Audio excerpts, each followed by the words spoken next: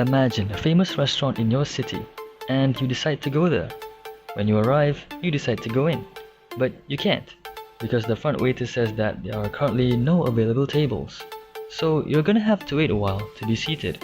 As you look inside, you see that the place is full of people and that there are no seats available. But hey, fortunately for you, the wait wasn't that long. You see someone leaving the restaurant and the front waiter comes back and tells you that the table is available. Then, another waiter inside escorts you to your table. You enjoy yourself there, ordering all the food you want and giving the restaurant a good rating. After you're done, you pay the bill to the waiter and leave the place. Now, your table becomes available for other people. So, what does all this have to do with the bounded buffer problem? Well, our problem here is a classic issue of synchronization in operating systems, better known as the producer-consumer problem. The producer is a process that generates and stores data, and the consumer is a process that uses that data. The data is being stored in a buffer. In our case, it's a bounded buffer, meaning it has a fixed number of slots to store its data.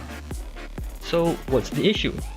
The issues are we don't want the producer process to store any data in the buffer if it is full.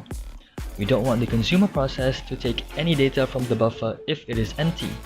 And we want those two processes to synchronize harmoniously. How do we solve this?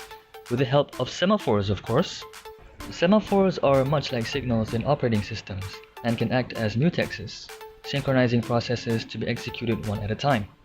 For example, if a producer process wants to access the buffer and the buffer slots are full, the semaphore signals the producer not to enter the buffer. Only if the slots are empty or there exists an empty slot in the buffer will the semaphore allow the producer to enter and add data. On the other hand, for the consumer process, the semaphore signals not to enter the buffer if it is empty. Only if it is full or there exists a full slot in the buffer will the semaphore allow the process to enter and take that data. Just like you at the restaurant.